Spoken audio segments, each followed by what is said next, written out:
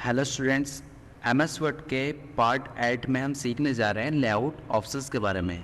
यानी कि जब हम टेबल लेते हैं तो टेबल लेने के बाद हमारे दो ऑप्शंस बचते हैं, डिज़ाइन एंड लेआउट। तो आज हम ऑप्शंस को क्लियर करने जा रहे हैं यहाँ पर, तो वीडियो को कंटिन्यू देखते रहें। सबसे पहले हम यहाँ पर लेते हैं इंसर्ट ऑप्शन पर जाकर टेबल।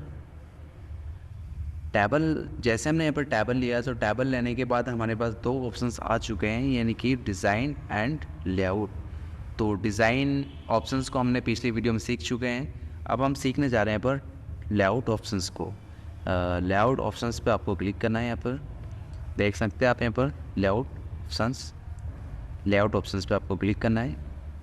लेआउट ऑप्शंस पे जैसे हमने क्लिक करा तो अलग अलग प्रकार के हमारे सामने यहाँ पर ऑप्शंस दिखाई दे रहे हैं। जैसे हमारा सबसे फर्स्ट ऑप्शन है स्लैब का मतलब ये है, जैसे मान लीजिए आपको सेल सेलेक्ट करना है टेबल की, या फिर कॉलम सेलेक्ट करना है, या फिर रो सेलेक्ट करना है, या फिर आपको पूरी टेबल सेलेक्ट करना है। तो ये हमारे सामने ऑप्शंस दिखाई दे रहे हैं। जैसे सिलेक्ट सेल का मतलब है कि जैसे हमारा कर्सर अभी यहाँ पर फर्स्ट वाली सेल पर क्लिक है, तो आप जैसे यहाँ पर जाएंगे तो फर्स्ट सेल आपका सिलेक्ट हो चुका है। यानी कि सेल का मतलब होता है कि एक रो और कॉलम से मिलकर सेल बनता है।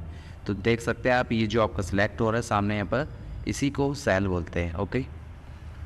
सेकंड ऑप्शन से हमारे यहाँ पर सिलेक्ट कॉलम का मतलब ये है कि जैसे आपको अगर ये कॉलम सेलेक्ट करना है तो आप कॉलम सेलेक्ट यहाँ कर सकते हैं। नेक्स्ट है आपका रो, यानी कि आपको ये सेकंड वाली रो सेलेक्ट करना है, तो सेकंड वाली रो पर आप कर्सर पहले क्लिक करें माउस से और यहाँ पर रो पे क्लिक कर दें तो सिलेक्ट आपकी रो पे हो जाएगी। यहाँ पर अगर आपको पूरी टेबल सेलेक्ट करना है तो यहाँ पर टेबल क्लिक कर सकते हैं, तो पूरी टेबल आपकी सिलेक्ट हो जाएगी। ओके।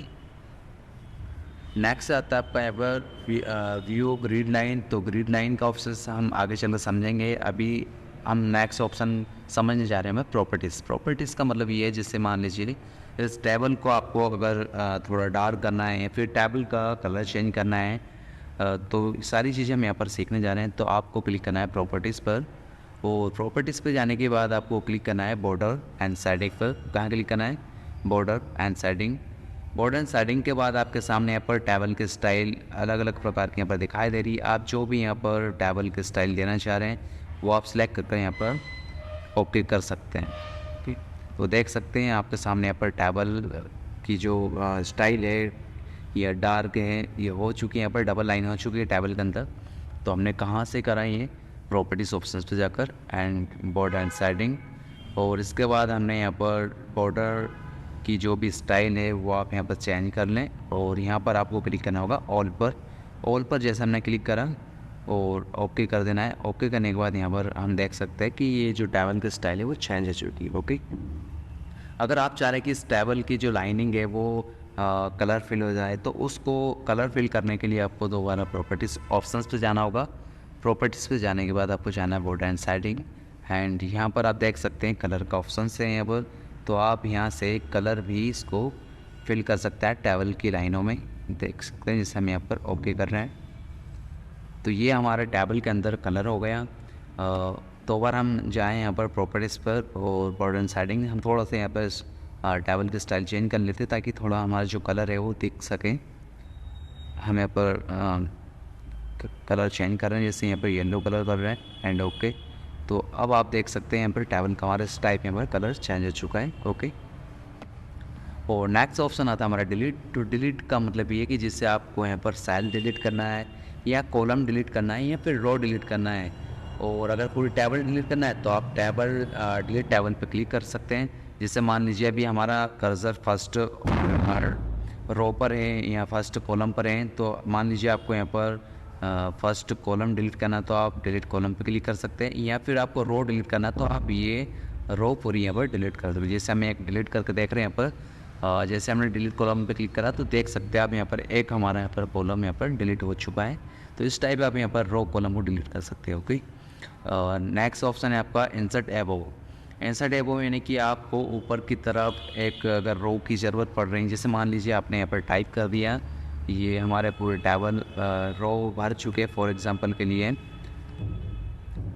ये हमारी टेबल पूरी भर चुकी है, हमें अगर हमें यहाँ पर इस फर्स्ट वाली रो के ऊपर एक और अगर रो इंसर्ट कराना है, मान लीजिए आपका कुछ डाटा छुप चुका है ऊपर, तो आप यहाँ पर इंसर्ट टैबों की सहायता से एक रो को इंसर्ट करा सकते हैं। देख सकते हैं आपके सामने यहाँ पर रो इंसर्ट हो चुकी है। तो जहाँ भी आपको इंसर्ट कराना, मान लीजिए यहाँ पर बीच में कराना, तो आप यहाँ पर क्लिक करें और इसके ऊपर इंसर्ट एबो, एबो यानी कि ऊपर की तरफ। और अगर आपको नीचे की तरफ कराना है तो आप यहाँ पर जहाँ भी आपको नीचे की तरफ इंसर्ट कराना है रो को, आप इंसर्ट रो पे क्लिक करें तो ऑटोमेटिक आपको यहाँ पर एक रो इंसर्ट हो जाएगी। ओके, अब आता है हमारा नेक्स्ट ऑप्शन यहाँ पर इंसर्ट का, इंसर्ट लेफ्ट का। इंसर्ट लेफ्ट यानी कि आपको लेफ्ट में अगर कॉलम चाहिए तो आप इंसर्ट लेफ्ट पर क्लिक करके यहाँ पर लेफ्ट साइड कॉलम ला सकते हैं। अगर आपको राइट साइड चाहिए यहाँ पर, तो आप right side insert right click करें तो ऑटोमेटिक यहाँ पर इंसर्ट राइट हमारा कॉलम इंसर्ट हो जाएगा। ओके, अब आता है हमारा नेक्स्ट ऑप्शन मर्ज सेल्स, यानी कि मर्ज सेल आपका कब काम करेगा, जिस मान लीजिए आपको इस टेबल में से ये टोटल जितनी भी हमारी ये रो कॉलम है टोटल हमें अगर हटाना है, तो आप पहले टेबल को सिलेक्ट करें और यहाँ पर आप क्लिक करें मर्ज सेल पर। जैसे मर्ज सेल पर क्लिक करा तो देख सकते हैं आप जितनी भी हमारी रो कॉलम है टेबल के अंदर से हट चुकी है। ओके, तो इस तरह आप किसी भी सेल को हटा सकते हैं। जैसे मान लीजिए इस कॉलम की हमें जितनी भी रो की लाइनिंग है, इस रो की लाइन को टोटल हमें हटाना है, तो सिलेक्ट करें पहले और मर्ज पर क्लिक करेंगे तो ऑटोमेटिक कॉलम में जितनी भी हमें रो वाली लाइन थी वो सब यहाँ पर हट चुकी है। ओके, जैसे अब हमारा नेक्स्ट ऑप्शन आता है यहाँ पर स्प्लिट सेल, है ना। तो सबसे पहले हम यहाँ पर मान लीजिए एक रो को थोड़ा मर्ज कर देते हैं, पहले हम फिर समझते हैं। अब ये आपकी एक रो है, अब रो के अंदर हमें मान लीजिए इसमें 25 कॉलम को इंसर्ट कराना है, तो आपको क्लिक करना है स्प्लिट सेल, यानी कि बार बार आपको पेंसिल की सहायता से, ड्रॉ टेबल की सहायता से बार बार ड्रॉ आपको नहीं करना है। हम एक बार में यहाँ स्प्लिट सेल की सहायता से एक बार में जितने भी कॉलम आपको चाहिए यहाँ पर आप टाइप कर दें नंबर ऑफ़ कॉलम में, तो ऑटोमेटिक यहाँ पर हमारे बिना ड्रॉ करे टेबल इंसर्ट हो जाएंगी इस रो के अंदर। देख सकते हैं आप यहाँ पर। ओके, तो इस तरह आप टेबल के अंदर ऑटोमेटिक यहाँ पर रो आपको इंसर्ट कराना है तो आप करा सकते हैं।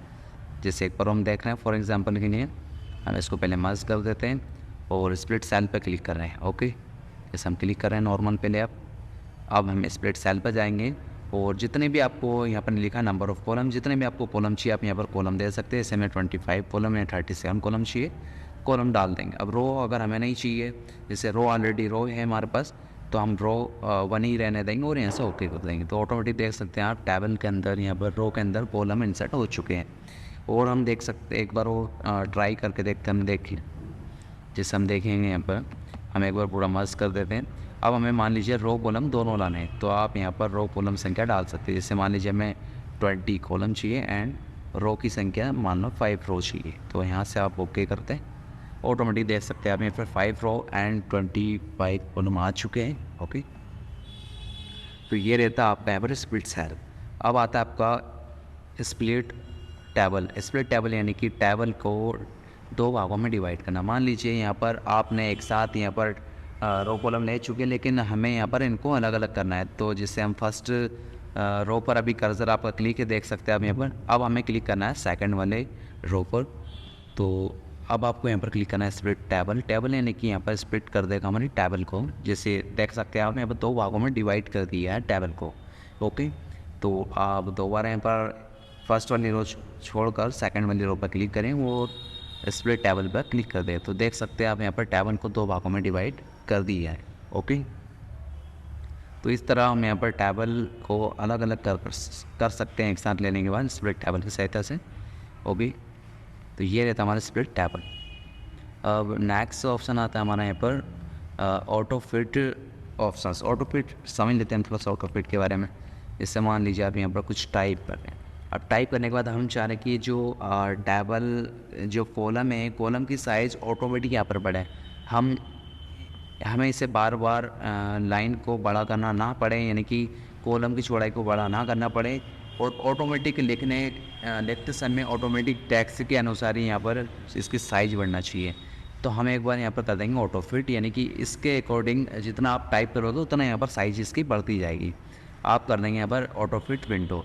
इससे ऑटो फिट विंडो पे क्लिक करा तो देख सकते हैं आप यहाँ पर जितना आप टाइप करेंगे उतना ऑटोमेटिक ये लाइन आगे बढ़ती चली जाएगी।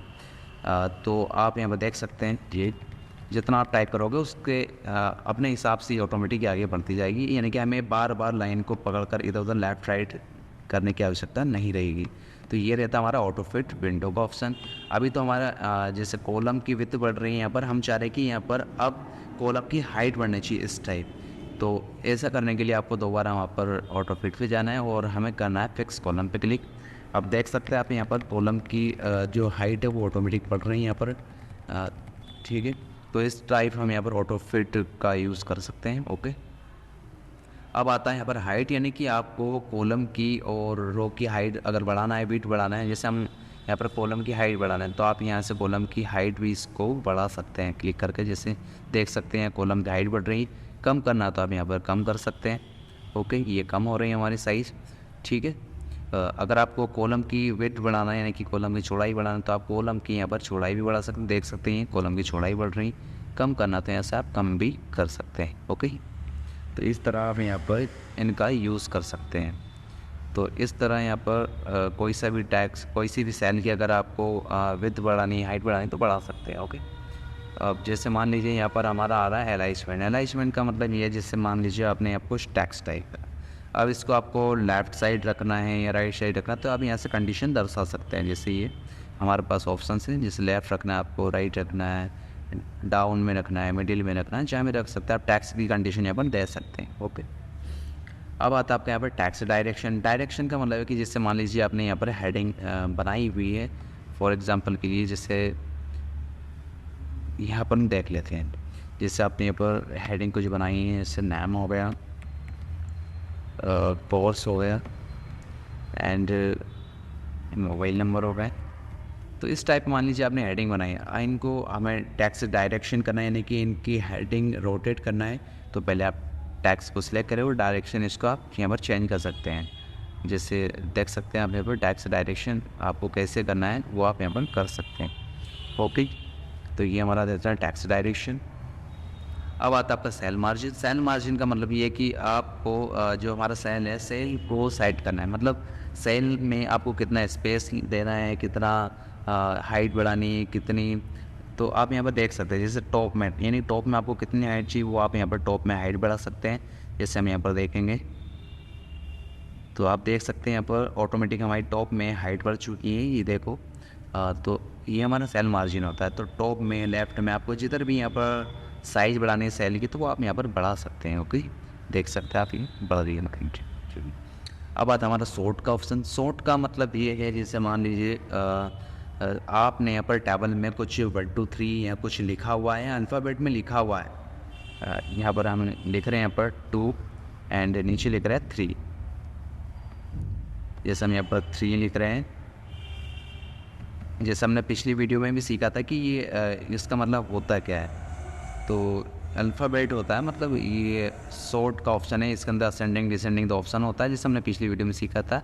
असेंडिंग मतलब A to Z और डिसेंडिंग मतलब Z to A, मतलब इसका असेंडिंग मतलब सीधे क्रम में और डिसेंडिंग मतलब सी का उल्टा। जैसे हमें यहाँ पर ओके करा तो देख सकते हैं आपका जो 1 था वो नीचे आ चुका और 2 था वो ऊपर चला गया। तो ये हमारे 2 ऑप्शन रहते हैं, असेंडिंग एंड डिसेंडिंग। ओके,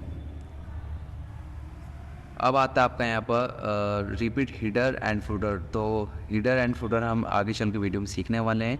अब जैसे हमारा नेक्स्ट ऑप्शन है हमारा कन्वर्ट टू टैक्स, यानी कि जो आपने टेबल क्रिएट करी, इस टेबल को आपको कन्वर्ट पैराग्राफ में करना है या फिर डॉट के रूप में करना है, जैसे भी आप यहाँ पर कर सकते हैं। जैसे हम यहाँ पर पैराग्राफ पर क्लिक करें तो हमारा जो टेबल है वो पैराग्राफ के रूप में कन्वर्ट हो चुका है, देख सकते हैं आप यहाँ पर। ओके, तो ये रहता है आपका कन्वर्ट, यानी कन्वर्ट आपको पैराग्राफ में करना है या फिर लाइनिंग में करना है, जैसे भी आपको करना है पर टेक्स्ट को कन्वर्ट आप कर सकते हैं। ओके, अब आता है आपका फॉर्मूला। तो फॉर्मूला हम यहाँ पर जैसे मान लीजिए आपको कुछ टोटल करना है, हमने यहाँ पर टाइप करा 12 + 12, यहाँ पर 2 लिखा, जैसे 12 लिखा और एक एंड फिर वापस हमने 12 लिखा। हमें यहाँ पर मान लीजिए टोटल करना है इसका, तो आप यहाँ पर इसका टोटल भी कर सकते हैं। जैसे हम ऊपर वाले सेल में लिख कर देख रहे हैं, पर जैसे हमने यहाँ पर 25 लिख दिया एंड यहाँ कोर्स को हटाकर हमने यहाँ भी 25 लिख दिया है। अगर आपको इसको टोटल करना है कहाँ पर, यहाँ सेल में टोटल करना है, तो हम यहाँ पर फॉर्मूले पर जाएंगे। फॉर्मूले पे जाने के बाद आपको यहाँ लिखा आ रहा है जैसे ऑटोमेटिक सम लेफ्ट। सम लेफ्ट मतलब सम मतलब जोड़ना, और लेफ़्ट मतलब राइट लेफ़्ट साइड जोड़ना है। तो अभी तो ऑटोमेटिक आपका लेफ़्ट लिखा आ रहा है, अगर आप लेफ़्ट यहाँ पर लिखा नहीं आता तो हमें यहाँ पर लेफ़्ट लिखना होता है। जैसे हम अभी ओके कर रहे हैं ऑटोमेटिक, तो ये आपका जोड़कर बता देगा, ठीक है। तो इस तरह हम यहाँ पर जोड़ सकते हैं, इंक्लूड कर सकते हैं, है ना। तो ये हमारा फॉर्मूला रहता है। और भी हम अच्छे से नेक्स्ट वीडियो में सीखने वाले हैं। आज के लिए हमें इतना ही काफ़ी इस वीडियो में। तो वीडियो को कंटिन्यू देखते रहें और अच्छे से समझते रहें।